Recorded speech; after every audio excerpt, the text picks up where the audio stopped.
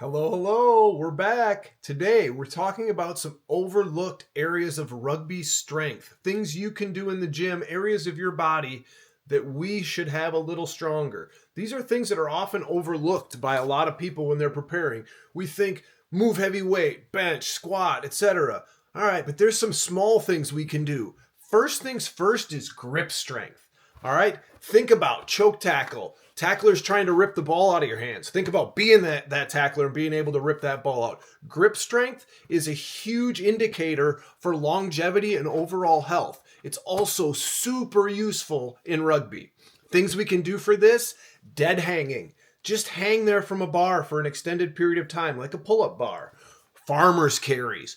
Fantastic ways to improve grip strength. Another one, just ditch the straps. Avoid using the straps at almost all costs. Unless you're going for a max deadlift or something like that, avoid using straps. We're not worried about bodybuilding. We're trying to build functional strength for the rugby field. Next thing, and this one should never be overlooked: core. We should always have a tight core when we're playing rugby and readying for contact. All right, that means we should be able to brace. That means we should be able to move. All right, we want to be tight in the middle. Athleticism happens in the hips and the lower abs. If we don't have a tight core, we're much more susceptible to injury. We can't be as athletic as possible. Things we can do for core strength: well, heavy squats without a belt. Great opportunity to work on that bracing.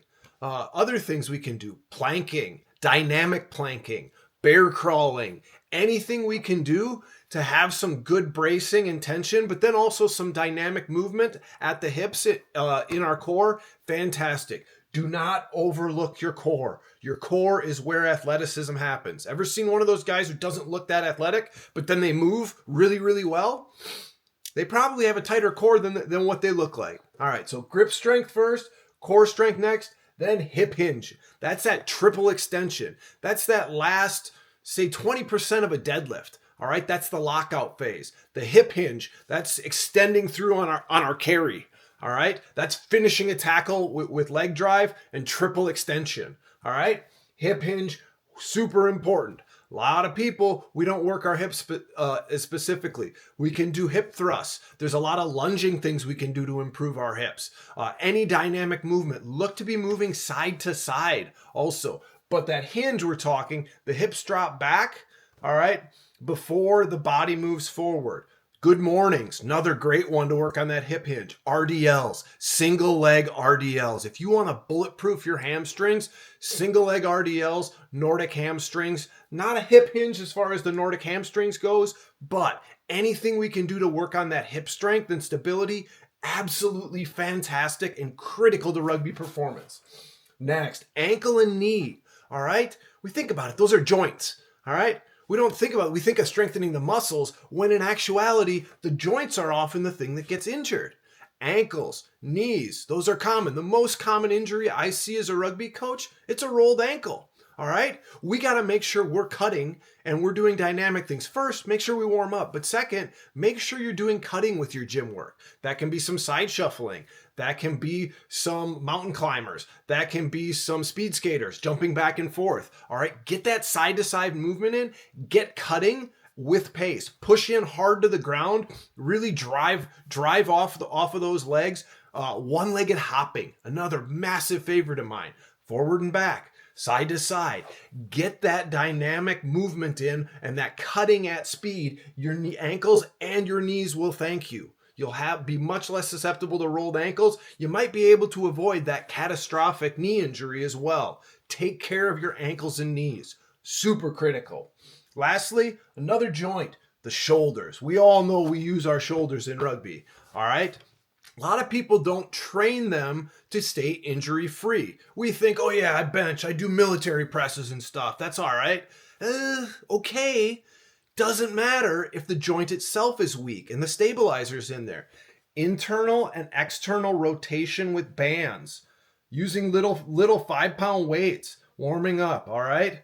We rotate externally, outward. We rotate internally, inward. If you just do that work with your bands, get it down here, get them up here. All right, bands, little 5 pound dumbbells, all right, they're super helpful. Strengthen those shoulders, all right.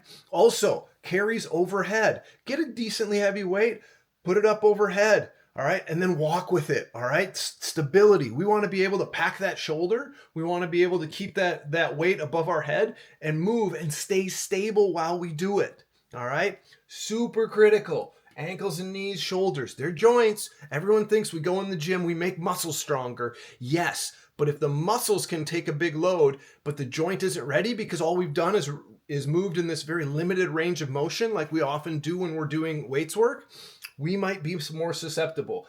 After that rolled ankle, number 1 injury I see as a rugby coach, the number 2 injury I see, AC joint separations. Happens all the time. You play rugby long enough, you'll probably ding your AC joint, all right? You're going to have a lot less severity to that and a lot less frequency of those AC injuries if you're doing some little things, what I call prehab, to make sure these are done. One more bonus one I've got for you for shoulders, waiters carries. Get a dumbbell, put it up at this angle, just like, if we were a waiter carrying a tray, but we're carrying a weight. Another bonus, take a kettlebell, but flip it upside down so we've got more balance. So rather than the kettlebell hanging, all right, we've got the kettlebell vertical. Now we have a bunch more balance. We can do that in all sorts of areas, over the head as well, as we were talking about.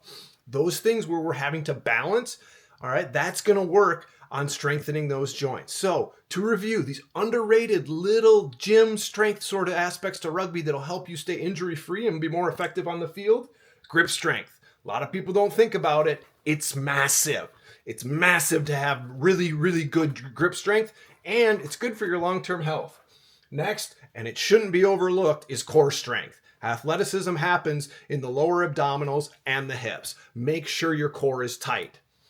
Hip hinge. All right, that's that upper hamstring. All right, that's that lower back. We should be able to hip hinge very effectively. We should have a strong posterior chain. We should be mobile and stable with that hip hinge. Look to do some single leg RDLs if you really, really want to work on that and make your hip hinge good unilaterally. Single leg RDLs.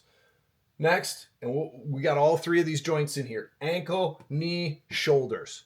All 3 of these. You use them all the time in a rugby match. Make sure you're doing the little things. With the ankles and knees, cutting at speed in your workouts. Not just sprinting on a straight plane, not just jumping up and down. Make sure you're getting that lateral movement. So those joints endure that side-to-side dynamic loading rather than just the 2 planes of movement. Make sure you're getting that side-to-side movement. And then the shoulders.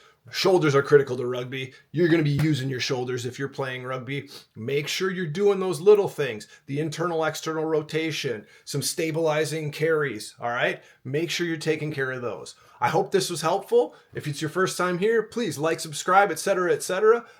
But these are some overlooked rugby strength things. We'll keep doing this. We'll add some more gym stuff here in the future, but I appreciate you being here. Have a great day. Let's go rugby.